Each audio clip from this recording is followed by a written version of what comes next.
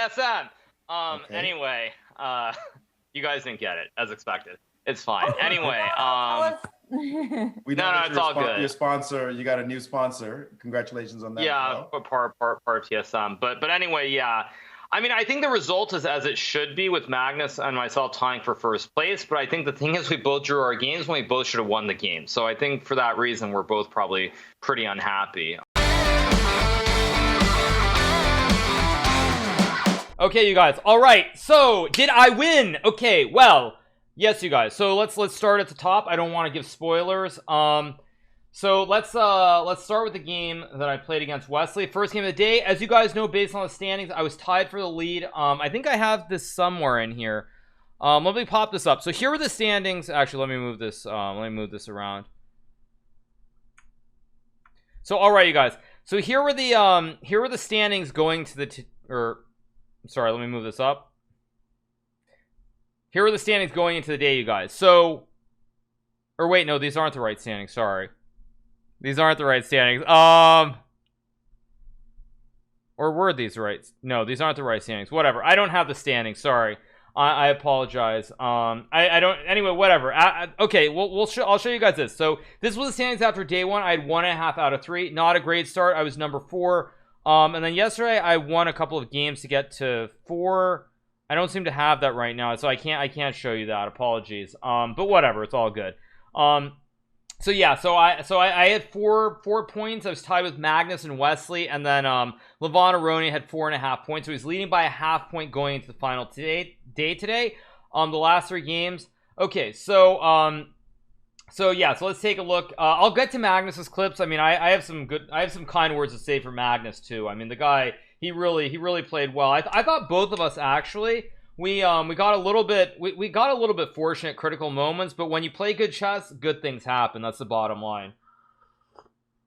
So okay, let's take a look. So Wesley, he was also on 4 points, one of the strongest players in this event. Certainly a player who has had some very impressive results in 960 chess. He smoked Magnus in their match in Norway last year. He also, I think, creamed Magnus. Sorry, that sounds wrong. He crushed Magnus in their sounds really wrong. He crushed Magnus in their individual encounter here as well. So all right, so let's get going. The game starts d4, d5, knight. So now you guys, apparently this 960 chess really shows just how bad we are at chess, and how we really should be deeply ashamed that we don't understand chess better after spending our entire life studying it.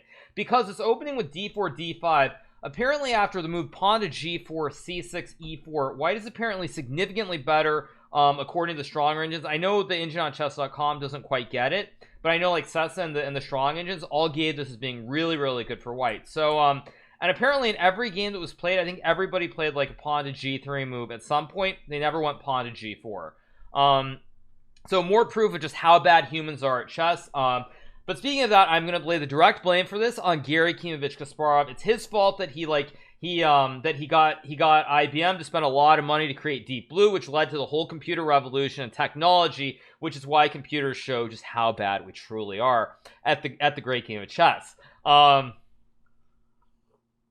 Anyway, let's keep going. So now I play knight c3. Wesley played knight c6, which is actually probably a bad move objectively.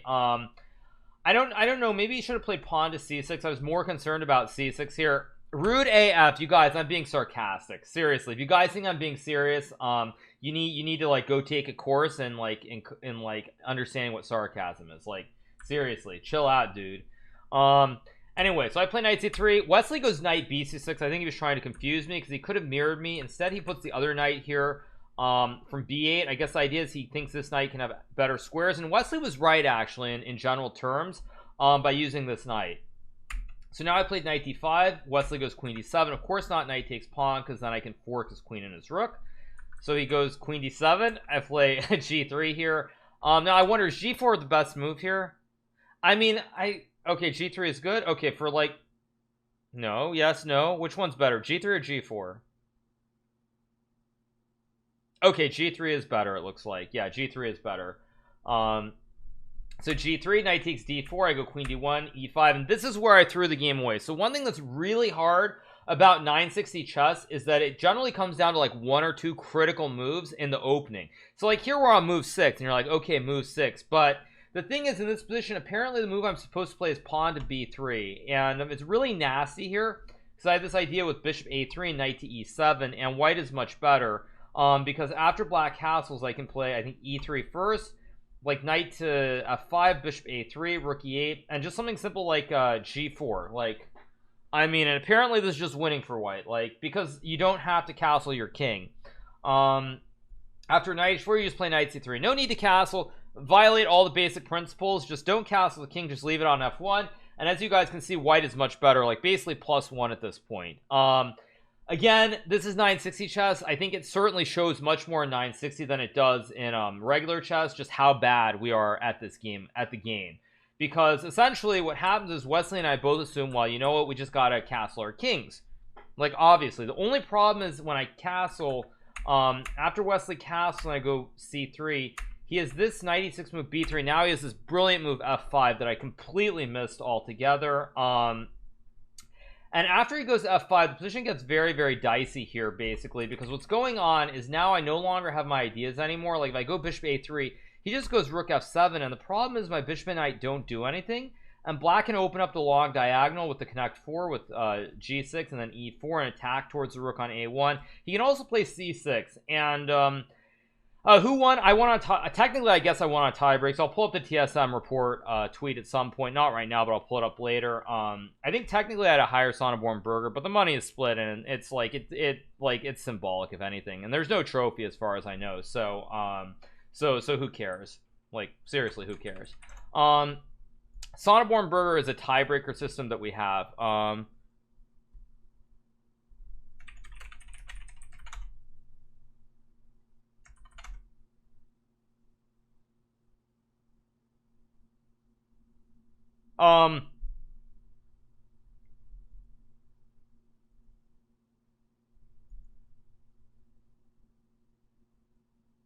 Sorry, you guys. Anyway, so at this point, I'm significantly worse if I play bishop to a3.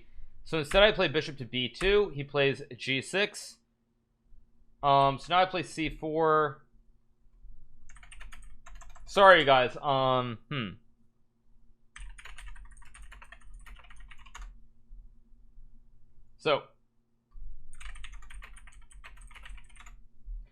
So now I play bishop b2. Wesley goes knight f7. At this point, basically what I try to do is I try to simplify the position here. I realize that at this point I'm significantly worse because as soon as he plays f5, there's just like, I just have to bail out and try to make a draw, which that's one good thing, is that in this game, unlike the other two, it was at a spot where I could basically force the game into a draw situation.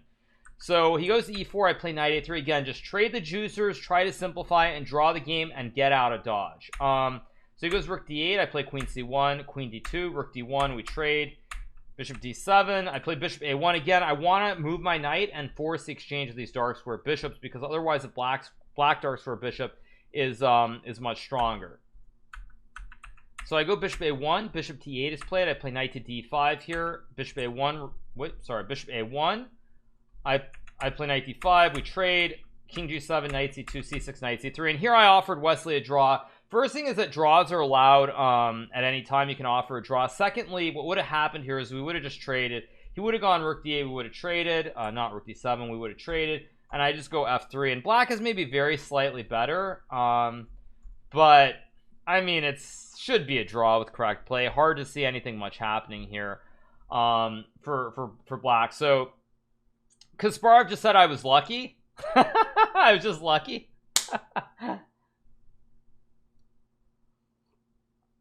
Did he really just say that?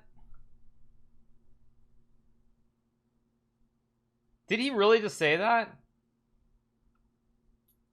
I mean, dude, like, come on. He said I was losing in 3 games. Well, I mean, yes, but you could say, but I was also winning against Peter, and I should never have lost Lenier. So I mean, come on, it all evens out. Like, that's kind of annoying that Gary would say that. I mean, what's the point? Like, I lost a game to Lenier that I never should have lost. You could argue I should have beaten Magnus and it was a draw. You could also say that I should have beaten Peter. So I was much better. I was well over 1. It was plus 1.5 if I put a knight on f4 instead of playing e takes f6. So yeah, I mean, I don't know. That's a little bit weird, honestly, for him to say that, because you could say there were a couple of games that I was much better. Even the game against Wesley, if we want to be really technical, this game against Wesley, if I play B3, it's probably winning once you let the whole thing get depth. So yeah, it's like saying it's +1. So are you gonna see me be like, oh man, look at this, I should have scored like 8 points, I should have beaten Wesley, I mean, I should have beaten Wesley, I should have beaten Peter, I should have beaten everyone. I mean, dude, just take a chill pill, calm down, relax, dude. All right, anyway. Okay. So yeah, I mean, this is what I'm gonna say. I'm gonna say is like you could make an argument that I should have won this game against Wesley, or I should have won the game against Magnus even, but I didn't win either of those games. So yeah, I think it's all relative. So yeah, anyway, this game ends in a draw, pretty dry game. I offered him the draw because it's like, you know, Wesley and I are going to exchange pieces here, and we'll exchange pieces, and the game's going to end in a draw. So yeah. Watch the clip. I'll watch some clips. Sorry, that was beat Bob because I turned my phone on. But anyway, let's keep going with the second game. This is actually probably going to be relatively short, unfortunately, because my mom is actually here, so I'm gonna have to do a little bit of analysis, and I'm gonna have to bounce. Kasparov said twice that I'm lucky. Look, again, you can call me lucky, but I mean, I think when you look at the overall result, it balances out. Okay, so let's look at the second game against Alireza. And one thing, let me turn off the music. Sorry, it's kind of distracting me. Let's take a look at my game against Alireza. So one thing that I find kind of annoying in 960 is when the positions feel like they're very favorable to one side. And I actually thought this position was very favorable to white. Now, I'm sure I'm wrong, undoubtedly. But I thought here it's already very tricky to play. Oh, so I'm supposed to play knight d6 here. So this shows that my understanding as a puny little human is quite pathetic of 960 chess. So Levon and I had a discussion. We had a conversation because Levon and I played a 960 match last year. And one of the things that he and I discussed was whether putting a knight in front of the pawn, either on the e file or d file, is good or bad. And I tried to argue that based on our match, putting a knight in front of the E or D pawn is actually quite bad. So my basis of not playing something like knight d6 is that I thought it was a bad move. But as you guys see from the computer evaluation, knight d6 is actually a decent move. Fair enough. So the reason I played f6 was twofold. I assumed that based on my prior match against Levon, putting a knight where white can dominate the knight, where he pushes the pawn, is bad. And then secondly, I thought that if I play knight f6, that white can go like knight g5, and it's basically zugzwang. So I have to move my king, and now white can play like f3, e4, d4, and black cannot castle, whereas the white king can harmonize and castle next move. So I actually thought that this was very bad, but clearly I don't understand anything about chess, because I should just put a knight on d6 and just no big deal, develop and put a knight on d6. But I thought I couldn't do that, so I played f6 instead. And now after g3, I think it's already pretty dicey. G5? Excuse me? G5? What? What? Okay, I mean, this is I mean, okay, first of all, it shows how bad a move f6 is to begin with, but secondly, that I'm supposed to play g5, like, just, you know, just fling the pawns up the board and not care is, yeah, I mean, this, I mean, whatever, this is ridiculous. Anyway, I think this is gonna happen probably in this game and the next one. So, whoops, sorry. So anyway, I play f6 on move 2, so I make a big blunder. Move 2, I make a blunder. I make a blunder on move 2 in the game. Shows just how bad at chess I really am. So I play g6, he goes, or f6, he goes g3. Now I have to actually be very careful, because when I play c5, white can actually play the very swashbuckling knight to e5 move here. And if I take the queen, actually it doesn't work, but I'm just going to show the idea. There's knight f7, king c7, rook takes h1. And now white has the two bishops, and my queen is still stuck. Now, if we were playing the cannibalized version, torpedo or whatever you call it, I could just go queen takes h7, and I'd be completely fine. But the rules are the same in this game, so I'm going to lose the queen on h8 here. So anyway, I go c5, bishop g2. Knight c7 again, trying to develop my knight, protect the pawn. Now it's worth noting, if I play pawn to e5, which is my original idea, I thought there was a very swashbuckling move, bishop takes e5, pawn takes, knight takes, bishop g2, queen g2, and oh wait, no, sorry, not here. No, not this one. No, next one. I thought after c4, if I play pawn to e5 here, white could play the swashbuckling bishop takes e5, and for once in my life, I'm actually right. This doesn't work, because after pawn takes, knight takes, I trade. And the problem is knight f7 is coming to fork my king and queen. And when I move my king, white has, I think, queen b7 or queen e4, and it looked really dicey. It looked really bad. Like queen b7. Oh, I guess I had bishop d6, and somehow I'm, oh wow, somehow I'm still in the game here. That's crazy. I just know that I saw like queen b7, I saw queen e4, and I just figured somehow I'm just getting checkmated, or I'm just completely busted here.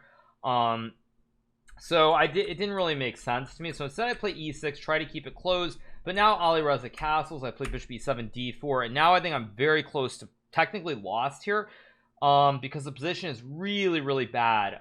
If I take, he just trades, and the problem is I have to castle. But now white can go queen to b7, and my whole queen side is in shambles, and I'm probably just lost. I mean, white's queen is active. My queen is sitting in the corner doing absolutely nothing. And I'm just lost. So this was the one game of the tournament where I actually just got a lost position right out of the opening. So I castle. Now Alireza plays d5, and the moment he played d5, it's like spaghetti-o, I'm in really serious trouble. So I take, he goes knight h4, playing this like a Queen's Indian, a temporary gambit of a pawn. But there are a lot of similarities. I have a knight on c7, a bishop on a8. But white has like the double X with the bishops, and my queen again is just in the corner doing nothing. So it's really bad.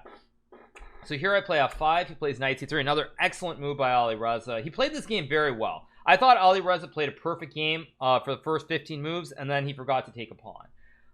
So I take, I go here again. Basically I decide, you know what, I don't care, I gotta get my queen out. I gotta create space for my queen and my king, and just pray that somehow Alireza makes a mistake. And fortunately for me, he did. So we trade the pieces. I go here again. Alireza plays queen f3, another beautiful move, perfection personified, or whatever, I don't know what the saying is, but anyway, I play rook c6 again. He goes king h1. I go queen g8 again. The idea is slide the king, bring the rook over, but you can also take the juicer, and this is where Alireza makes a big mistake here, by not taking the juicer. So in this position, Alireza thinks about it like Alpha Zero. It's like, I have bishop, I have diagonal, I must be mating somehow. But the problem is, after Alireza forgets to take the pawn, he plays rook g1, g6. It looks like white is winning here because there's just this huge, massive threat of double stacking, and also you have the diagonal. But oddly enough, there is not a clear way to win here once he does this. What he should have done was played queen h5. Rook h6, queen g5, and basically he ends up getting the same setup, but I have one less pawn on h5, so I don't get to create I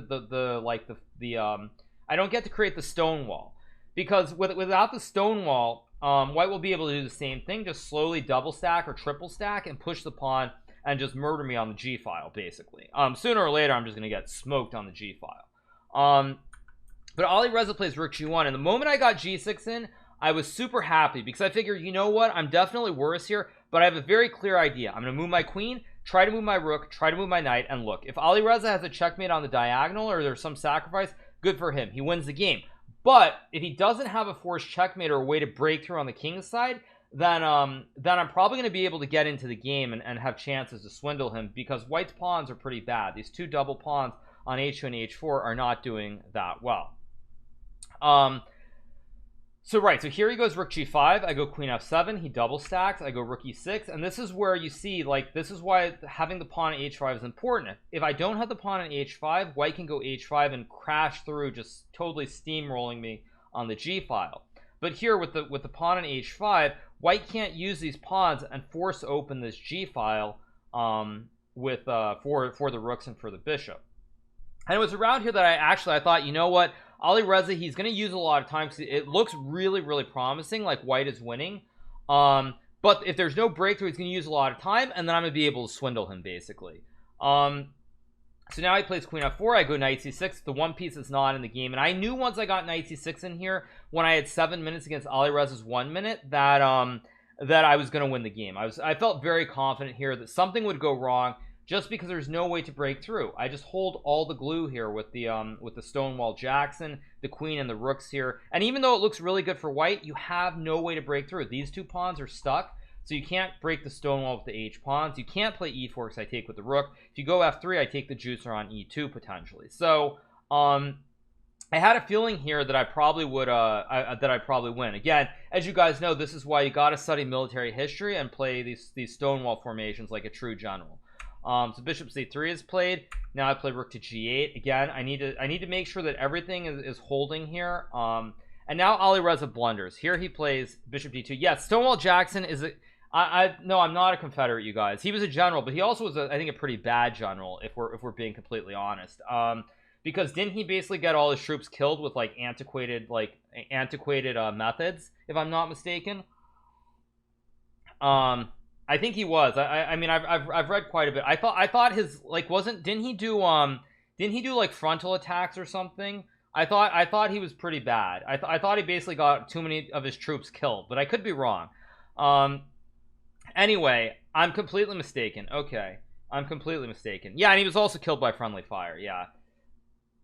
Anyway, all right, whatever. Let's not we don't need to get into a Civil War history lecture here right now. But anyway, all right. So I go rook g8. He plays bishop d2. Big blunder, by the way, because now I play knight to d4. And once Alireza blunders knight d4, he's lost because there's no fossilization. He can't move the rook. Like, he'd love to take, but I just take and the rook covers. Same thing for here. He'd love to take and checkmate me, but my rook covers h6, so you can't take either juicer. If you take this one, I just eat it.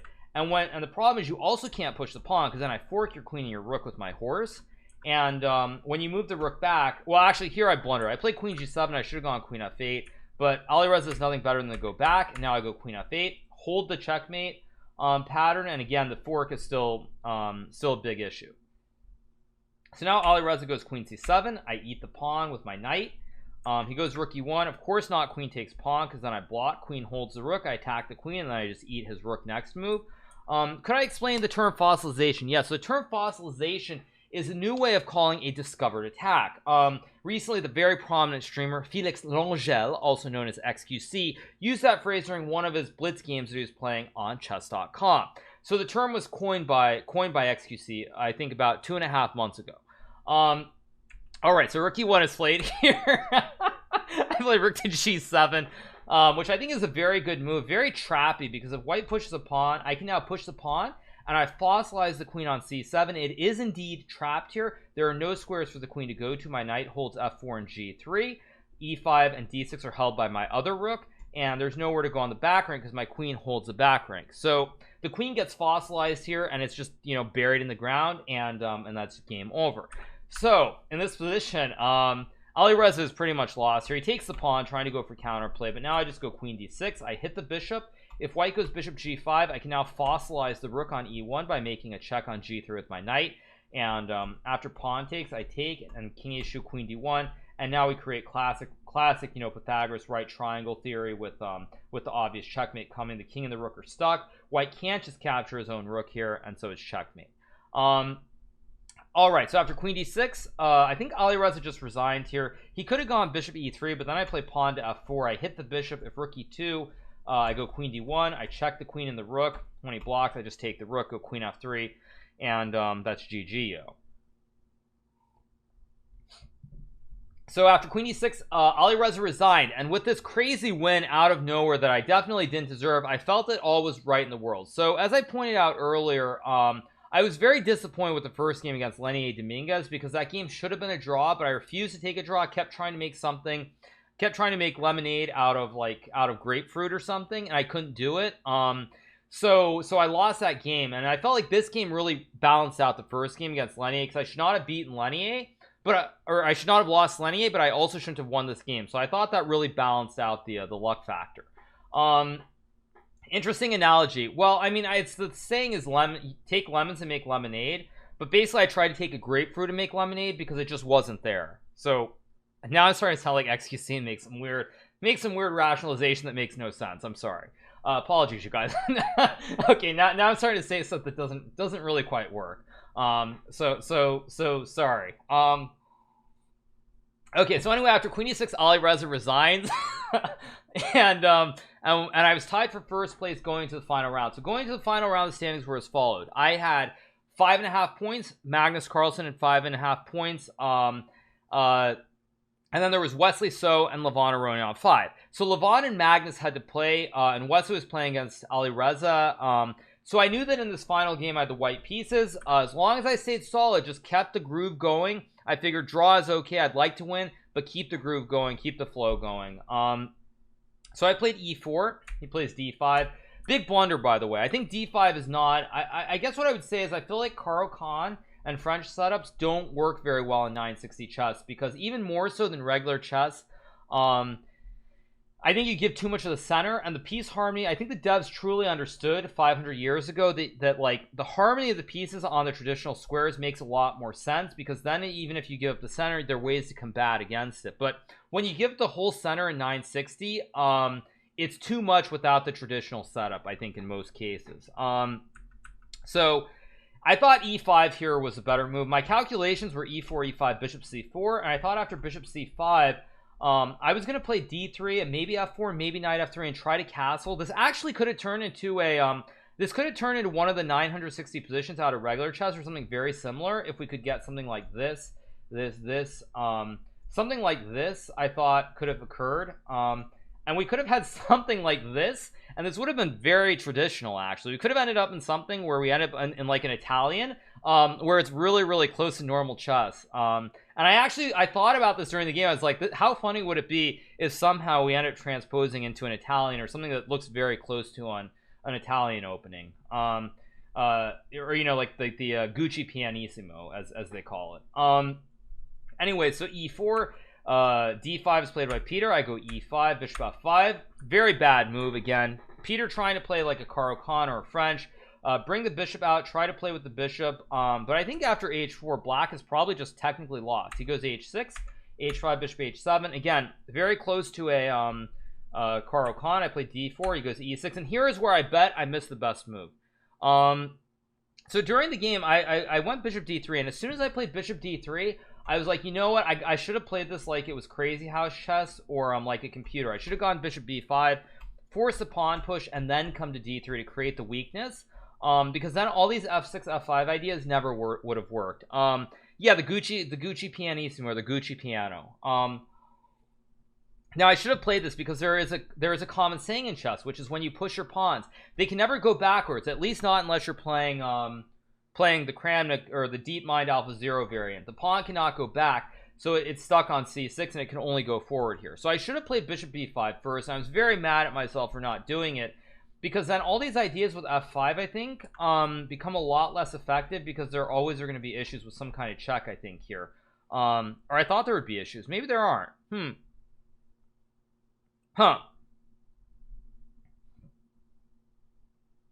There actually are no, I thought there was some way to effectively punish the king on this diagonal, but I guess I can't do it. So I mean, maybe I should have done it, maybe not. But afterwards, I was very mad at myself, because I thought here I was winning, and I completely forgot that Peter could play F5. And then I was like, okay, well, I'm still much better. Probably I put a knight on F4, and then I'm like, you know what? I'm better, but probably I can just take and somehow take advantage of the backwards pawns. Because I just thought knight F6, I go Bishop F4, knight F3, knight E5, and I'm just much better. And then as soon as I did it, Peter took, and I was like, it was like, oh crud, something's gone really wrong. And as soon as this happened, I'm like, okay, now it's fine. But I'm like, you know, it's like, you know, shoot. Like I've blown it. I know I'm better, but like I'm not winning anymore. It's just a small advantage. And yeah, and I thought I had Queen H7. I thought I could get all fancy schmancy and win a juicer, but he actually takes the pawn. And now I lose something here because I can't guard everything. And I'm just much worse. Such a potty mouth, yeah.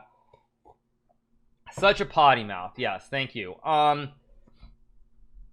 So yeah, basically I thought that I'm like, what am I doing? So I played knight F3, knight F7, and now I was just very angry. Because I knew that I could play bishop D2 castles, but the oomph is gone. It's just a very small advantage, and it's like, you you know, it's just nothing special. So I was not happy at all here. Now I was just angry, and I was just like, okay, I'm just gonna play moves, and this is where I started drifting. I took like 4 minutes and played knight h2.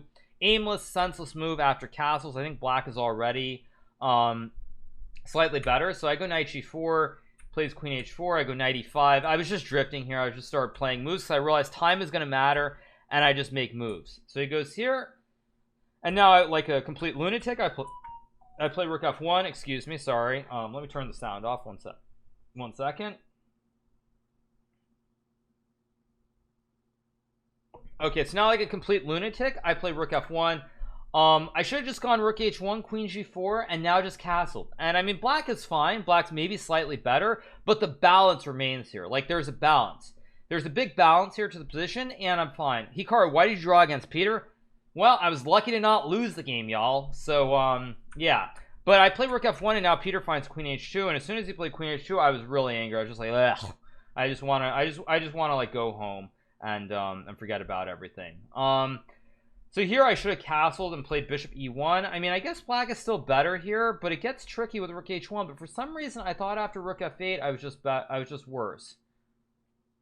Wait, what?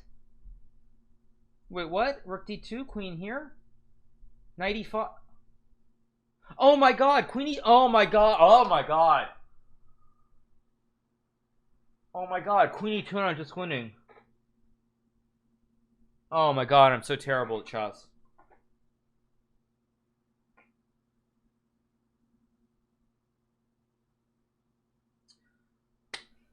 Oh, I'm just the worst. I'm literally the worst chess player of all time.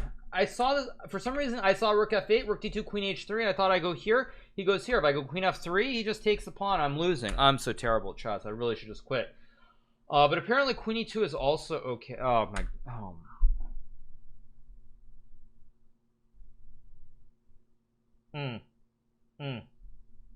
Okay.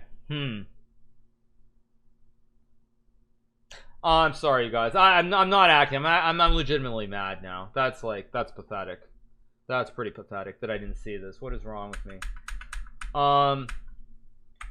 Yeah, because I saw bishop e1, queen g2 castles, but I thought he just goes rook f8, he threatens knight e5, and after rook d2, queen h3, I don't have here because of knight e5. If I go rook f3, it just goes queen g4.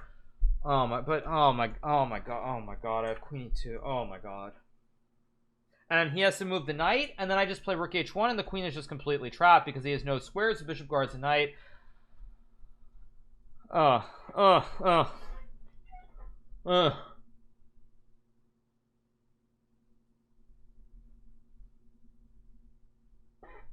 right, that's pathetic.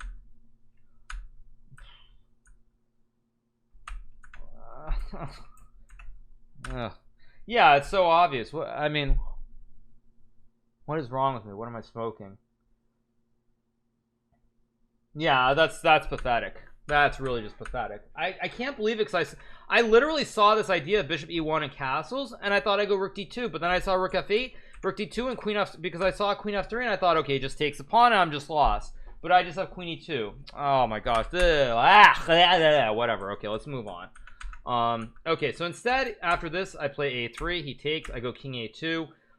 The reason I did this instead of castling was kind of just aimlessly. I thought that maybe I could lever with b4, a4 and attack here, because right now the bishop's on a good square covering the diagonal. So I thought this was okay. Anyway, he plays bishop f2. I go knight h1. Another aimless move that does nothing. Bishop b6. I should have just gone back. Instead, I played rook f3, completely blundering that he has knight e4. And after rook g3, queen e4, this is just very bad, if not lost here. But luckily, at this point, I was able to control myself. I was like, okay, it's worse, but you know what? You got to fight on and just play moves. So I take, go rook g6, and at this point, it's definitely winning for black, for sure. But there are technical problems if I can get rid of the juicer on f5, because the pawn structure is not advantageous. The rook on g6 covers all the critical squares here.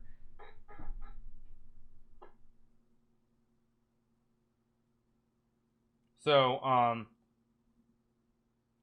yeah, at this point, I feel like Peter should have been winning, and he played c5. Yeah, you guys, I'm getting notifications I'm getting notifications because also I'm in a couple of the Among Us discords, so like anytime someone writes something I get an auto notification for that too, which is kind of annoying. So C5 I go knight f2. Yeah, you guys asked me what it was. Yeah, there's some you guys want to know what the last message was? Okay, let me see. The last message was jump in. We need 2 more. We need 2. Jump in. So that's the last message that I just saw in the Discord. That's what the notification was for. All right, so anyway, I play knight f2. He plays c4. I go knight to h1. And now he plays rook d7, knight, rook f1, rook f7, knight g3, and black is still winning here. But as I said, there are technical problems because if you look at the structure for black, he can't touch my pawns here because the bishop is guarding them. And he can't get the bishop. He can't get it here to attack. He can't get it here to attack. So if he can't attack the base of the chain, then the pawns are very solid here. And then secondarily, I can always plop the rook on g6. It's a nice outpost supported by the pawn. And he always has to deal with 3 weaknesses. The pawns on h6, g7, and e6 here. So now he plays king d7. I played bishop b4. I was very proud of this move because I thought, you know what? Black would love to double stack, and I'm not going to let him. So I go bishop b4, a5. I just drop back. He goes d4. Big mistake by Peter, by the way. I thought what he should have played here was he probably should have played pawn to a4. Again, after rook g6, you feel a little bit iffy, like also because I can play b3 to chop the chains up. I can chop it his pawn chain both ways. And then secondly, he also, by playing a4, gives me the chance to put the bishop back on b4. So it's a very kind of deep move that makes some sense, but it's also very illogical at the same time. So he goes d4, I go c3, and as soon as I played pawn to c3, I knew that I was going to draw the game, even though I was down a pawn, because black can't really control the structure in the center anymore. And again, this pawn structure, the 3-on-3 here, is very advantageous to white. So he goes king c6, I take, he takes. Now I importantly play rook c1. I could have grabbed the juicer here, I guess, but after bishop e5, rook c1, I think he can take, and when I take, he goes here, and I just lose the game. I have too much under attack. The king hits 2, the bishop hits 1, and I just lose the game. So instead, I play rook c1, a move I was very proud of, b5, and now I found the golden move, a4. Was I 1 move away from winning an extra 31k? No. So I'll talk about the prize funds in a second. But after I go a4, the whole queenside dissolves. He can't keep his pawns. So as XQC said, the pawns look like art in Grandmaster games, but now I can just mess up the art. There is no art. There is no harmony of the pawns for black, because if he takes, he loses this one. And a5 and b5 and everything's under attack here. So now he goes rook b8, I take, and now importantly I take. He goes here, I play b3. Now I offered Peter a draw. Again, bishop is really good. It guards the base of the pawn chain. It hits this one. His king is kind of in the center, a little bit iffy here. But the game should objectively just be a draw here. And so I offered a draw, and Peter accepted at this point, and the game ended in draw. So I was very unhappy with the way the draw resulted, but it's a solid result considering I went from winning to losing to drawing. And I end up in a tie for first because Magnus, also who had a winning position, messed it up and made a draw against Levon. So we tie for first place. Now I'll talk about the prize money. So the prize money was $37,500 first prize.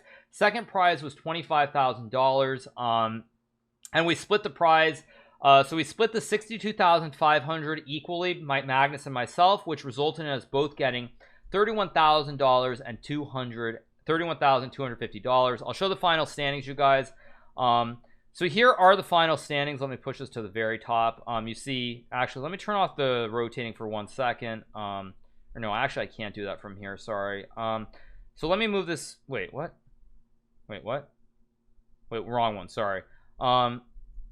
Let's move this up. Okay, so here are the final standings, you guys.